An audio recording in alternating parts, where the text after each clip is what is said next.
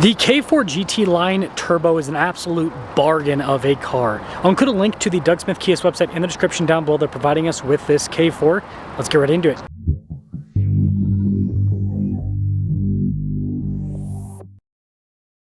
This is your last chance to enter into the Bronco Raptor and Mustang Dark Horse giveaway, so use code BHC or click the link in the description down below or in the pinned comment to get 4x bonus entries on any donation $25 or more.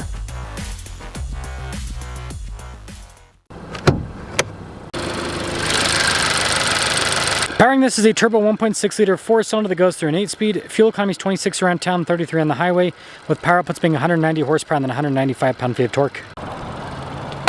If you're looking for more straight-to-the-point reviews like this, make sure you subscribe. I love simplistic design, and this hood is exactly that. Very large as well. Now the headlights are a little bit more complex, but that's just kind of the Kia thing. And then you can see the grille here. You do have the camera integrated and parking sensors. And you know, the simplistic with the complex mixed together, it actually works pretty well at the front end here. 235 by 40 by 18 for the tire and wheel setup. You got those nice body painted fender flares, blacked out wheels on this. And then here's the side profile. You can see the kind of part that pops out there at the bottom, and then you do have some silver trim at the bottom of the windows. Got the Kia logo right there, and then same thing on the other side, and I think it does the cool, let me see on the other side, yeah, look at that. Anyways, you got your opening for the hatch, and the other side there's a remote start. Let's now take a look at the interior. Just got a little popper there. That folds down these seats. Got plenty of storage space here in the rear. And again, the K4, even though this is more of a compact car, is actually very big. And the taillights also arc across. You got this, not like a true light bar, but light bar type effect. That will cap things off for the exterior of the K4. Let's now check out the interior. Single pane windows all throughout with this. You've got kind of like just regular plastic here, but then it's actually soft touch below with all the red. And red and black. That's a cool kind of normal contrast setup. Good legroom here in the back. Got some vents here for the rear passengers, USB ports as well. This is sloped somewhat aggressively, but overall headroom's workable, usable. Keyless entry for up front, and let's check that out. Blind spot warning with the mirrors, like I said, single pane windows. This is actually soft touch up front, and then more with the red. You have your window controls here, mirror adjustments. GT line there, and then the driver's seat's power adjustable with lumbar support, the passenger's manual. They give you a fancy finish on the pedals. Steering wheel has a nice contrast with the red and the black. There's paddle shifters on the back for the 8-speed. Your drive mode is selected here at the bottom. It's kind of fun with the gauge cluster animation. Boop. I don't know, at least I think it's fun. But yeah, you've got your voice command, volume controls. This has adaptive cruise control with lane steering. Digital gauge cluster in the center, which you can use to scroll through a few different menus. You guys saw the drive mode thing a little bit earlier. And then off to the side of it is actually your kind of climate tab that's always available. This does come with a 360 camera system. You've got a nice exterior shot as well. You can kind of look around the car. And then as for the rest of the infotainment system, it's quick to respond. A little bit of glare with the blacked out screen, so one downside. Gotta love that dash design, that looks clean. And then we do have physical buttons. Look at that, for the volume, the climate, and then we have a bunch of USB ports with 12 volts and phone charging pad. Shifter here for the 8-speed. You got your auto hold, parking sensors, that's for the camera. And then look at this with the cup holders. I think that's kind of, I caught my finger on it. I don't know, I think it's kind of fun. It's a little bit over-engineered, but it's also nice to have space. And then you still get a regular center console behind that. More red trim. And then this is actually power for the sunshade for the sun roof. So GT Line Turbo 2026, you can see that the standard engine's a 2-liter and then the GT Line Turbo's added. Anyways, $32,080. Let's see how this K4 performs. K4 GT Line Turbo. It's a neat car. Again, Kia and Hyundai, I'm a big fan. Here's why. Even though I have, man, I need some water. I just got a big migraine coming in.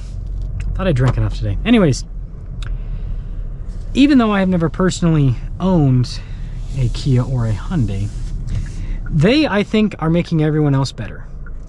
Because what are they doing? They're offering really good driving dynamics, good features, turn signal camera too, for a very reasonable price point. I mean, you look at other car brands and it's like, oh, you got to get our fully loaded flagship $100,000 car to get these features. And then Kia's like, yep, our $30,000 commuter car, it's got all of that. So it makes, you know, other commuter cars better because it makes the other automakers need to be competitive within these segments. But I think it makes the top line cars better too, because then people go, hey, fancy manufacturer, why does your $100,000 car not have a 360 camera when this $30,000 Kia does? Wait, why does your $80,000 luxury SUV not have cooled seats when this $30,000 Kia does? And Kia and Hyundai have been doing this for over a decade now. You know, I don't know if you guys remember the old Optima. That had like everything. So they've just kind of continued that, and I think it's making everyone else better, and I appreciate it. But yeah, this thing drives nice. I mean, the power delivery is smooth. We'll pop into, oh, that's auto hold. What am I doing? I can't remember what button. There we go. Steering wheel mounted. I'm getting my cars mixed up. It's got good power. You can get out of its own way. Again, it's a turbo 4-cylinder, so it's not gonna knock your socks off, but like I said, it can move, it can scoot.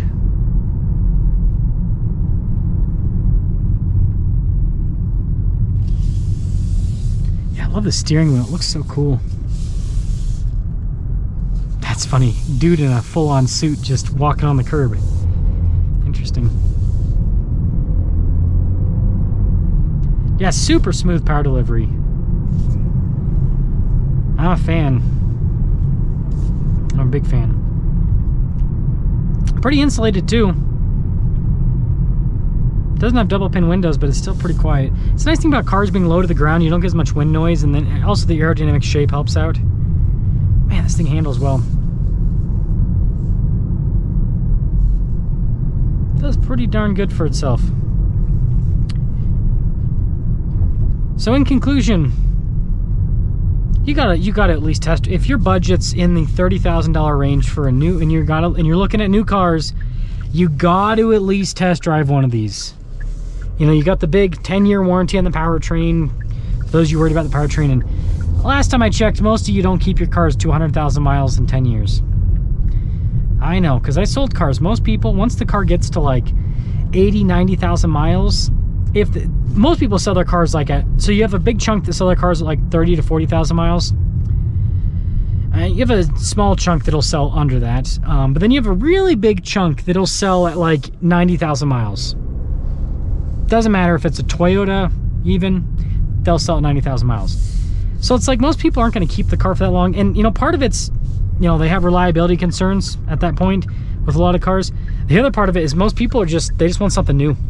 They just want something different. It's like, I've been driving the same thing for the last 7 years, 90,000 miles. I want something different. I get it. So you might have to use that 10-year warranty, perhaps. But it has it. You're not paying for it. You're not footing the bill. And you know that's going to incentivize Kia and Hyundai to make their cars more reliable, the fact that they have that big warranty, because, you know, they're eventually not going to want to foot the bill anymore. They're gonna want that, you know, they're gonna keep that warranty, but they're gonna want that warranty to not have to be used all that much. But that is the K4 GT line with the turbo. Destroys luxury cars. I mean, you can't tell me that this drives that much. I mean, this has a little bit less power and a little bit smaller than like a Mercedes C-Class. This thing's like 60 grand. This thing's half the price. It's just crazy. This is why I review cars, by the way, because I like to talk about stuff like this. I'm so sick of automakers just charging so much money for what is not worth it. And luxury cars are like the definition of that. Most of them. There are a few luxury cars that are genuinely worth it, but most of them, it's just badge engineering. You drive this back to back with the C-Class, and the C-Class drives a little bit better, but it doesn't drive $30,000 better. That is for sure. So that is the K4 GT line with the turbo. Go check one out.